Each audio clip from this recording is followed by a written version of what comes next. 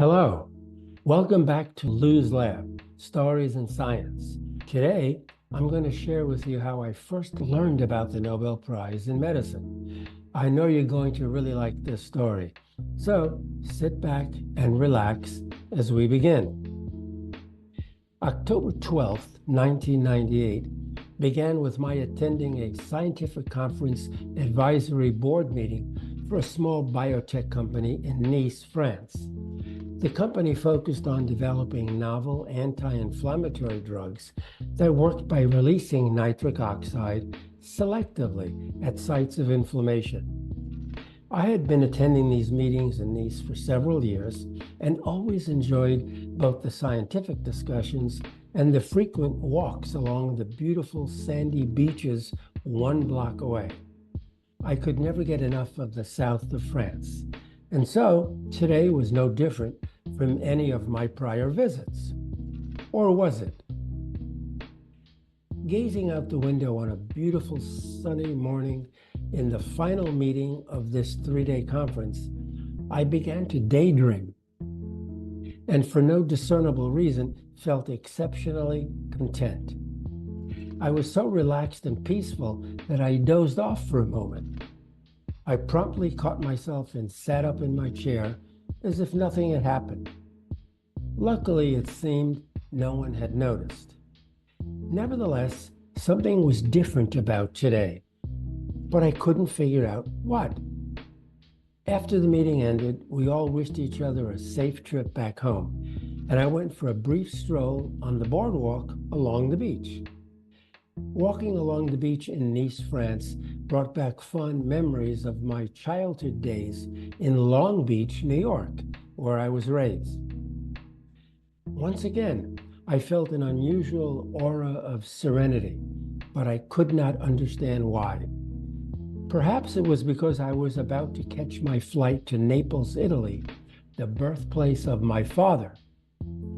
At the invitation of one of my scientific colleagues at the University of Naples, I was to give a lecture on my research involving nitric oxide.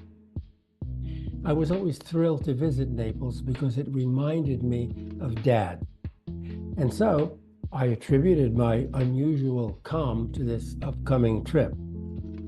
One of the company drivers took me to the Côte d'Azur airport in Nice, and I proceeded to collect my boarding pass and walk over to my departure gate.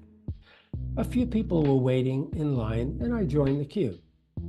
About 10 minutes later, an airport attendant walked over to the gate and, picking up a microphone from the desk, said, "Is there a Professor Ignaro here at the gate?"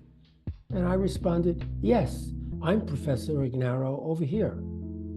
The young lady rushed over to me and handed me her mobile phone. "You have an urgent telephone call from Los Angeles."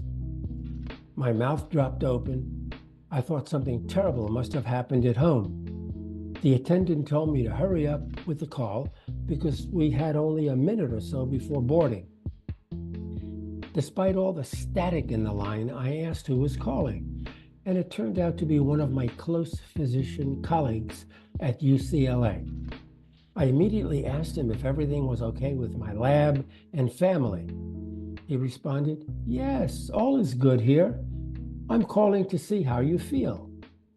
But I couldn't understand the rest of what he was saying because his voice was breaking up. Finally, I was able to comprehend. "Lou," he said, "I'm just calling to congratulate you." "Congratulate me for what?" "Lou, you mean to tell me that you haven't heard yet?" "Heard what?" I said in a loud, almost angry tone of voice. "You've been awarded the Nobel Prize in Medicine. Congratulations."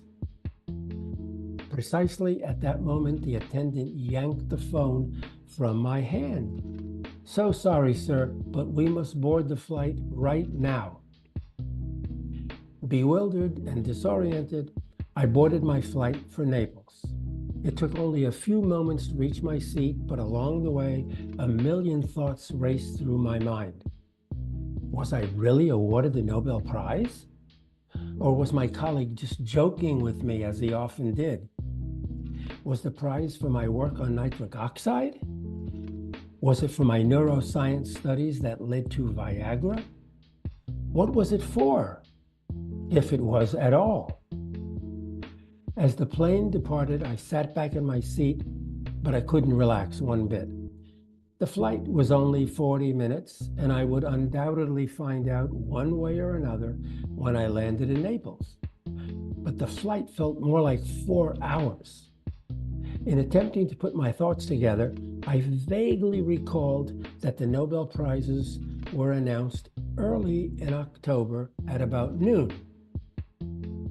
Well, today was October 12th, and the plane had departed at noon. Okay, maybe, I thought. The plane approached the airport in Naples and landed smoothly.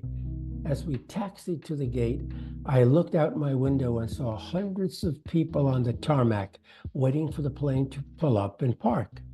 Lots of them were taking photos with their camera flashes going off.